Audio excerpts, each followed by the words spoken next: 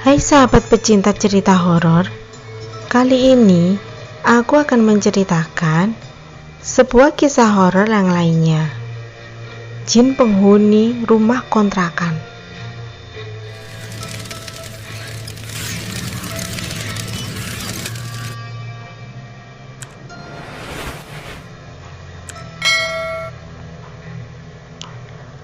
Robi adalah seorang pedagang buah yang biasa menjual dagangannya dari satu desa ke desa yang lainnya. Pada suatu daerah yang tergolong sangat pedalaman dan terpencil. Namun, banyak sekali desa-desa kecil yang berada di sana. Masyarakatnya hidup dari hasil hutan yang sangat melimpah. Banyak yang menanam pohon dan tanaman yang kemudian hasilnya dijual ke desa tetangga maupun ke kota. Namun, untuk ke kota membutuhkan biaya yang sangat mahal.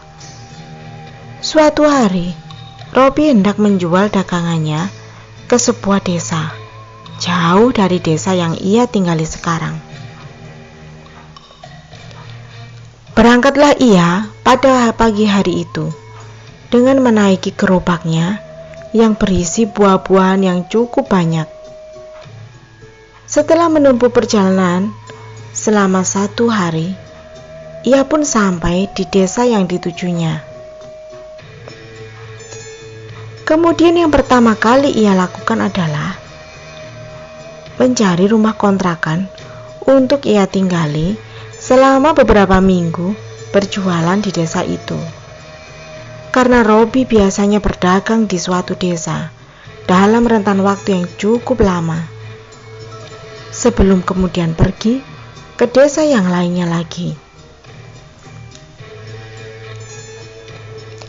Ia pun bertanya dengan seseorang di jalan perihal rumah kontrakan yang mungkin saja orang tersebut mengetahuinya. Dan Robi pun diantarkan kepada seseorang pemilik rumah kontrakan yang bernama Pak Sarman.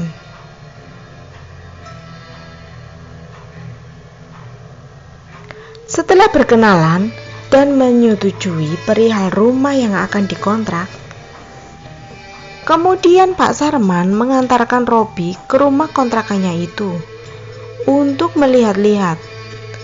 Sampailah mereka berdua ke sebuah rumah di ujung desa yang terlihat sudah agak tua.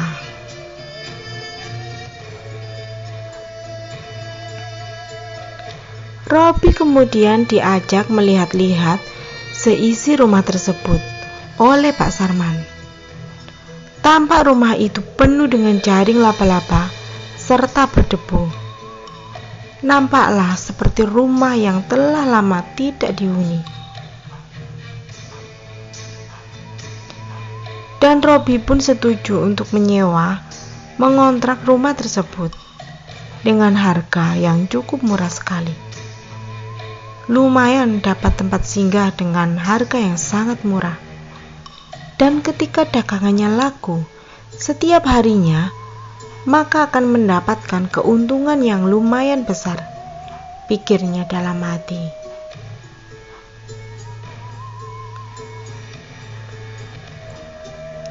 Dan Pak Sarman pun pamit pulang. Kemudian Robi langsung membersihkan rumah itu. Setelahnya, ia pun menyusun barang-barang bawaannya. Hingga lewat 3 malam pun Robi baik-baik saja sendirian di rumah itu. Suatu ketika, Robi ditanya oleh laki-laki parubaya yang sedang membeli barang dagangannya. "Kamu adalah orang yang menyewa sebuah rumah di ujung desa itu ya?" tanya laki-laki parubaya itu. "Iya Pak, benar," jawab Robi dengan ramah sekali. "Kamu tahu tidak kalau rumah itu angker sekali?" terang laki-laki parubaya itu lagi.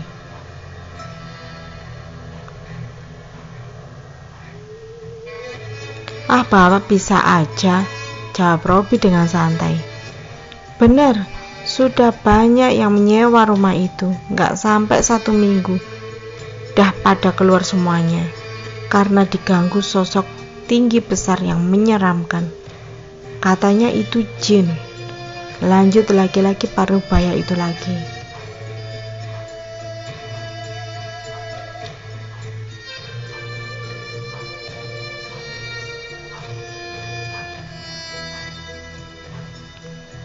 Ya Pak, saya juga udah dengar cerita itu selama beberapa hari. Tapi bagi saya, tidak ada yang perlu ditakutkan selain Allah, jawab Robi dengan religius. Ya sih, saya cuma mau ngasih tahu saja, agar hati-hati, jawab laki-laki parubaya itu lagi. Dan ucap laki-laki itu sambil berlalu pergi membawa banyak sekali buah-buahan yang dibeli dari Robi. Sore pun tiba. Robi kemudian pulang ke rumahnya. Setelah membereskan barang dagangannya, Robi kemudian mandi untuk berjamaah sholat maghrib di masjid.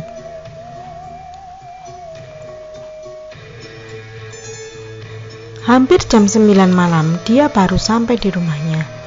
Setelah makan, Robi pun hendak beranjak tidur. Seperti biasa, ia pun meruqyah dirinya dengan membacakan ayat-ayat Al-Quran, lalu ditiupkan ke telapak tangannya. Kemudian diusapkan ke seluruh tubuhnya, dan tidurlah Robi. Mendekati waktu subuh, kemudian Robi pun bangun untuk menunaikan sholat malam. Beranjaklah ia dari tempat tidurnya ke kamar mandi untuk membasuh muka dan mengambil wudhu.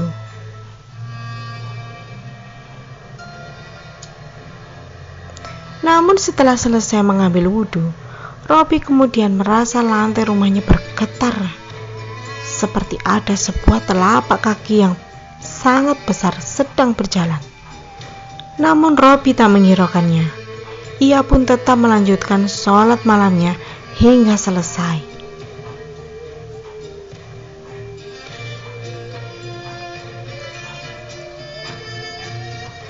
Namun secara tiba-tiba, Robi mendengar suara besar berteriak kepadanya, "Hai manusia, beraninya kau menempati rumah ini tanpa izinku?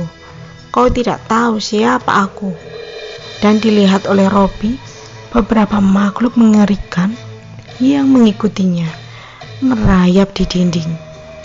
"Astagfirullahaladzim," ucap Robi.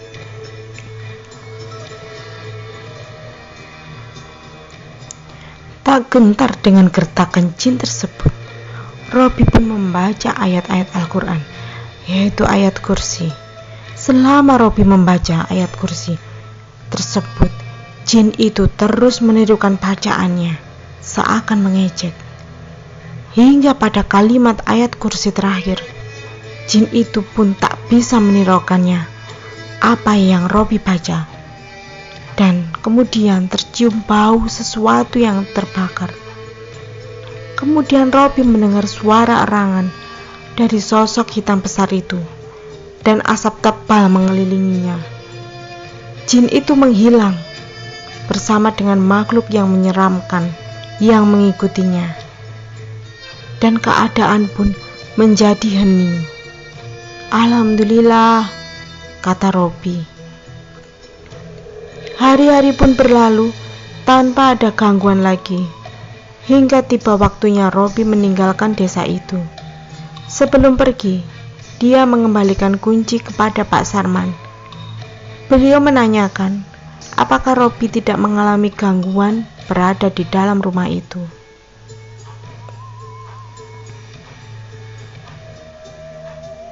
Karena hanya Robi yang betah menyewa rumah itu hingga batas kontrak habis. Robi pun bercerita tentang kejadian yang dialaminya. Namun dia berkata, insya Allah makhluk pengganggu itu sudah tidak ada. Namun sebaiknya sering diadakan pengajian di rumah tersebut itu.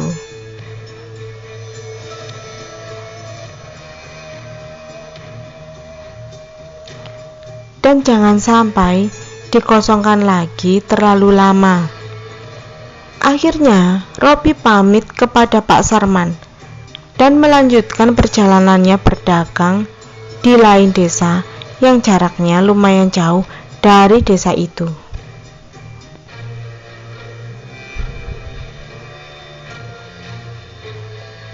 Sekian dulu cerita horornya. Sampai jumpa lagi ya di cerita horor yang berikutnya.